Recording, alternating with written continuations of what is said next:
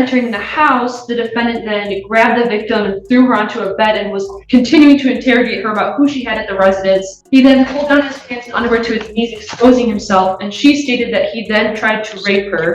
While this was happening, he was continuing to interrogate her. Sounds like to me he's intending on getting the upper hand. Part of my problem is it doesn't seem that he can de-escalate. This fixation that he has on this infidelity, and quite frankly, if he's playing games, he's playing with the wrong judge to play those games. Today we're back in Judge Simpson's courtroom, and we've got a guy who genuinely thinks the entire justice system works like a customer service helpline he can bargain with. This man is treating a no-contact order like it's a gym membership cancellation. Just ignore it and hope the problem magically disappears. Watching him try to twist the story is painful because you can see he actually believes he's clever enough to outsmart a judge. Spoiler alert, he isn't. Judges don't play guessing games, and I didn't know has never saved a single person from a court order in the history of mankind. Today he's about to learn the hard truth. When you violate a no-contact order, the consequences show up faster than your excuses, so the question is, will Judge Simpson give him one last lifeline? Or is today the day reality finally hits him like a brick? Let's get into it. Your Honor. And good afternoon again, Your Honor. Miles Drew on behalf of Mr. Busick, who's approaching my right. And can you please state your name for the record? Ryan Michael Busick. All right, thank you. Go ahead. This is your motion. Thank you, Your Honor. At this time, people are going to be requesting our original request of a $50,000 cash surety bond. In this case, defendant was granted a PR bond. However, the facts of this case are extremely concerning to people. In this case, the defendant went to the victim's residence and was almost interrogating her and accusing her of infidelity. He banged on the door, was told to leave by her. He then forced his way into the home, breaking the door. Officers, when they arrived, saw broken drywall, the door was off the frame, the lock, the deadbolt was still in the lock position. After entering the house, the defendant then grabbed the victim and threw her onto a bed and was continuing to interrogate her about who she had at the residence. He then pulled down his pants and underwear to his knees, exposing himself, and she stated that he then tried to rape her. While this was happening, he was continuing to interrogate her about infidelity. She was then able to kick the defendant, run away out of the room, and exit the home, where she began to yell for help. Neighbors heard her calling for help. After that, the defendant then proceeded to chase her down and tried to stop her by grabbing her arm, causing her to fall. Law enforcement arrived shortly after, and in the videos, see that they both, it was raining and they were both covered in rain and I guess water, I don't know. But it's very concerning, especially given that there was the broken door. And then not only after that, when he gets into custody, one of the two calls he makes, while one of them was prior to bond conditions, it was concerning to the people, given that in that call, he continues that line of interrogation, of accusing her of cheating and infidelity on the jail calls. And then the next day, when he's arraigned, after he's arraigned, he calls her again, violating his bond. And it just seems, especially given these emails that we received yesterday, he has this obsessive disposition with this victim, and it's very concerning to people given the facts of this case and his actions after this case occurs. So at this time, we're going to be re-requesting our $50,000 request. I believe that a personal recognizance bond was an abuse of discretion, Your Honor. Response. And Your Honor, we would admit that there was a call that occurred on the jail line, the one call that is a violation of the court's bond conditions for the no contact. I would note that all the allegations the prosecutor has gone over as it relates to the bond violations were prior to me being retained as counsel. Mr. Busick's a lifelong resident of Ypsilanti. He has a clean iChat that I've seen, meaning he has no priors and accordingly no capious history. While this is a very serious charge, and Mr. Busick does contest the allegations and is serious about facing them as evidenced by retaining counsel, I would note that there was no injuries or medical treatment and that Mr. Busick did comply with police officers. While I'm not here to litigate the facts of this case in a bond hearing, I think it's evident from looking at this case and the pending case against the complaining witness, where my client is the victim, that they have a dysfunctional long-term relationship that will no longer work out in any capacity as a romantic relationship. I've expressed that to Mr. Busick, and he's been receptive to that feedback. I think it's clear that neither party has treated each other very well. He is living currently in Ypsilanti with his mother, Lisa, who's in court today, his stepdad, Doug, who is also in court today, sister Chelsea, who is not here but has been in constant communication in my office. His sister Erica is here in court, so he has strong family support in this matter. He does have 2 children with the complaining witness in this matter. His son Matthew, 4 years old, and daughter Scarlett, 2 years old. It's a shared custody situation where he has the kids on the weekend and about 2 or 3 nights during the week. His mom and sister are facilitating those custody exchanges. And I have expressed not only to Mr. Busick, but to the family, the importance of the no contact order, including that it means no third party contact, and have instructed the family not to discuss this case in any capacity whatsoever with the complaining witness. This man isn't just unstable, he's dangerously unpredictable. I can't even imagine what this poor woman felt when he broke through her locked door and started interrogating her like he was auditioning for a discount CIA movie. What goes through someone's brain to think that behavior is normal? That's not love. That's not passion. It's obsession dipped in delusion, and it's horrifying. And even after spending a night in jail, he didn't reflect for a single second. He didn't sit there and think, maybe I'm the issue. Nope. He walked into his cell like he was checking into a hotel and immediately started planning his next contact attempt. He literally called her from jail, not even 24 hours later, as if this was some appointment he just couldn't cancel. The judge's voice gets colder with every detail because this isn't confusion anymore, this is a pattern. And when a defendant shows a pattern, judges stop seeing a misunderstanding and start seeing a threat, the worst part. He genuinely believes he's the victim. That mindset is exactly what makes him dangerous. I honestly want to hear what the defense thinks they can say, because everything coming out of their mouths so far is desperate, flimsy, and painfully embarrassing. This man is a danger to that woman and a hazard to everyone around him, and the entire courtroom knows it. As for work, Mr. Busick is a journeyman carpenter with the Regional Carpenters and Millwright Union. He has over 10 years experience and 6 years with the union. He has good health coverage through his job that provides for not only him, but his children with the complaining witness. It's our understanding that the complaining witness does not work. And even though there's no child support order in place, he does also provide support to the mother of his children for expenses when she has the kids in her possession. In other words, he is the provider for these children, and they get their health insurance through his job. And that appears to be the only avenue for their health insurance. And he is at risk of losing this job should he go to jail. So, Your Honor, I would, conclude by saying that counsel was retained after all these allegations, that Mr. Busick has no prior criminal record, and I think him and the family maybe didn't understand the scope and importance and severity of a no contact order. I have counseled them at length about that no contact means for any reason. Yet you have understood about that, counsel? Your Honor, I think it's somewhat common for people. I know no contact means no contact, and it's very straightforward, but I think people that have no prior history with the criminal justice system sometimes do not think things are as straightforward as they are. He certainly makes no excuses for his behavior, and he knows it's inexcusable to have made those calls. We would be asking for a $25,000, 10% with the tether. But he's still, from the allegations, and I'm not making necessarily a presumption of his guilt of those, but he's making certain allegations regarding her infidelity, then ultimately gets arrested. After creating, some damage, or allegedly creating some damage to the premises, and things not going well because now you're in custody, you're told by the magistrate not to have contact, and what does he do? He has contact about the same thing that the allegations are about. Right. I understand the court's concerns. That's why we are asking for a cash bond in this matter. I would point out that, since he was assaulted in March by the complaining witness, which resulted in felonious charges, these have been some of the hardest and trying months of his life.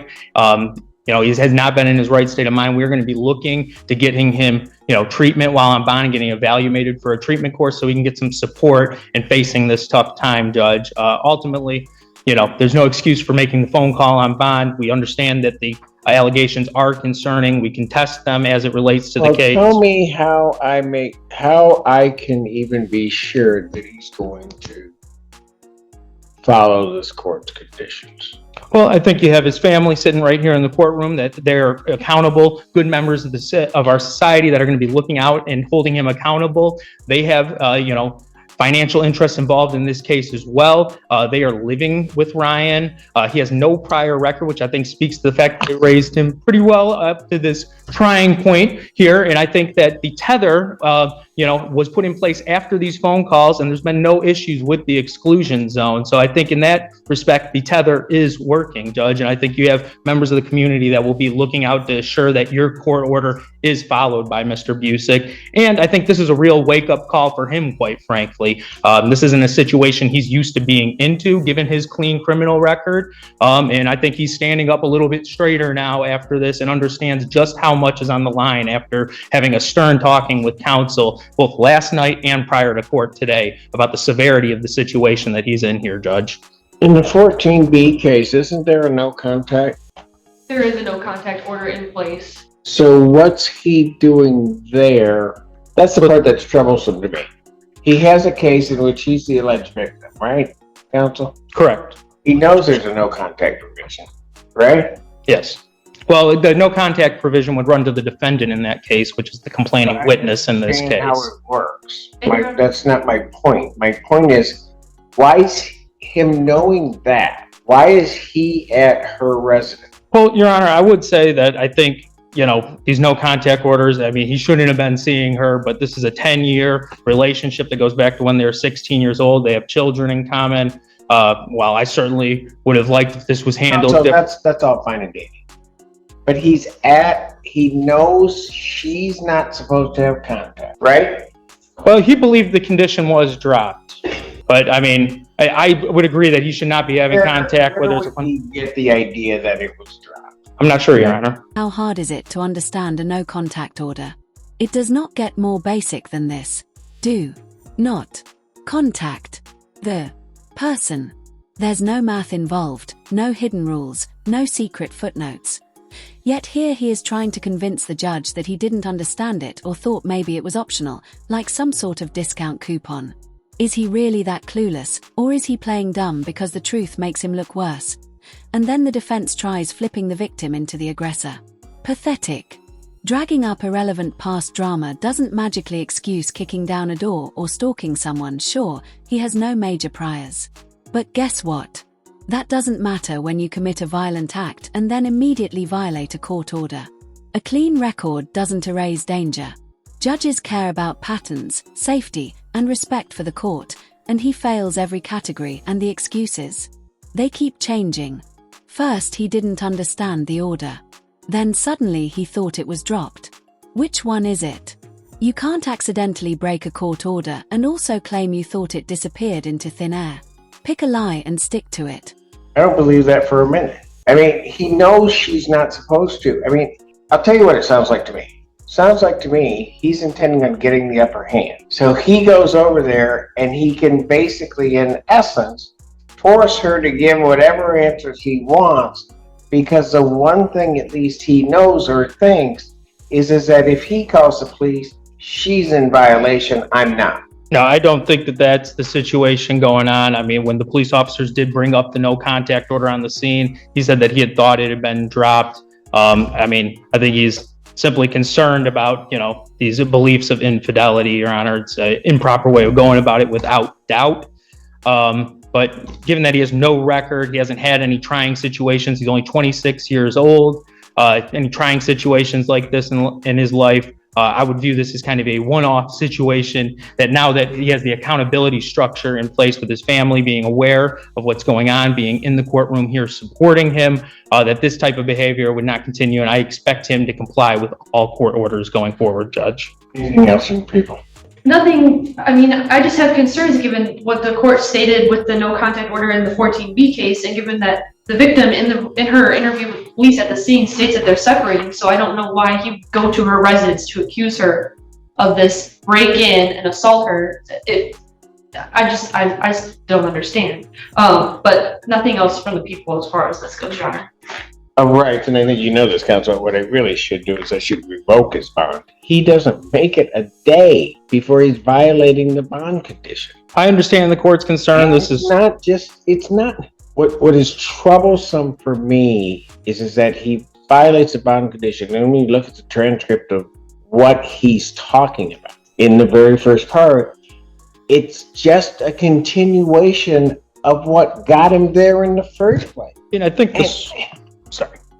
Go ahead. I was going to say, I think the stern talking to that I've had with both him and his family about the, concerning nature of these allegations, the phone call transcript, I think that he's been very receptive to my feedback, and I don't see that this being an issue going forward. This was, within a day of the incident, his emotions were still very, high in charge. It's obviously no excuse for doing what he did, but given that Counsel, that's part of my problem. Part of my problem is it doesn't seem that he can de-escalate, because he gets involved in this thing, gets arrested. This fixation that he has on this infidelity, even after he's arraigned, even after he's warned, admonished what he can do, what he can't do. Within hours of that, he can't step back. He just can't. I understand the court's concern. I would say, while I would not have advised him to send any of those emails to the court, the fact that he's reaching out to the court, not to her, is some indication of change from the, Friday before. No, it's really not. He's not reaching out to her.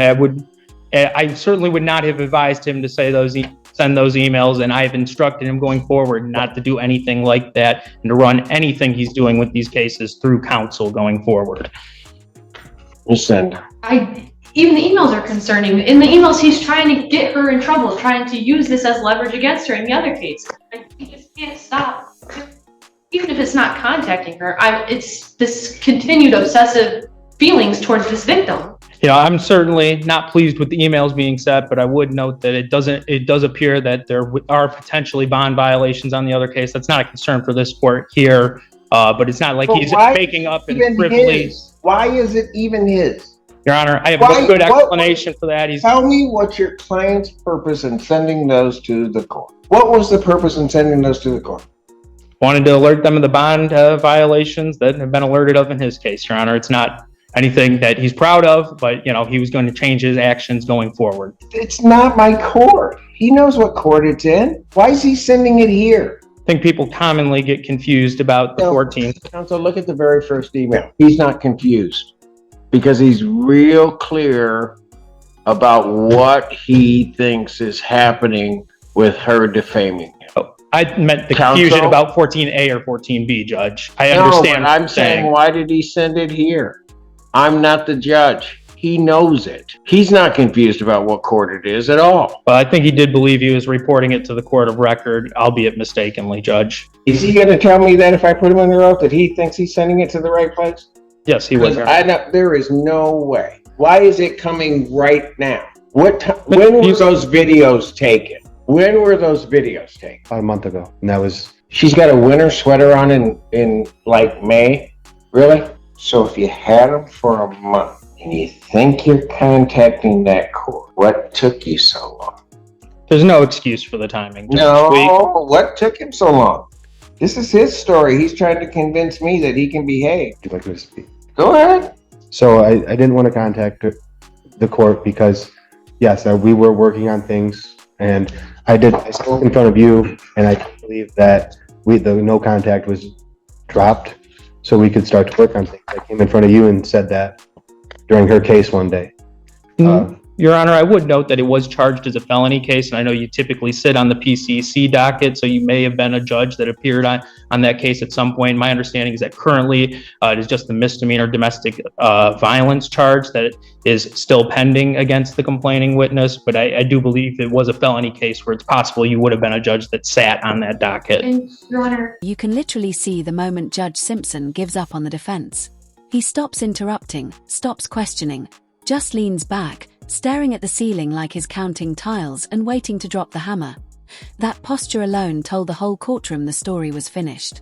That's the body language of a judge who has officially heard enough nonsense for one lifetime. He doesn't believe a single word, not the miscommunication, not the misunderstanding, and definitely not this sudden shock that breaking a court order actually comes with consequences. The defense keeps repeating that they gave the defendant a stern talking to, like this is kindergarten and the kid got caught stealing crayons. Grown adults don't need lectures, they need accountability. This man is old enough to know right from wrong, but he simply doesn't care. That's why the judge isn't considering leniency. If this guy walks out of court today, The victim is in danger tomorrow. Judge Simpson is done babysitting. The legal system isn't here to negotiate with grown toddlers.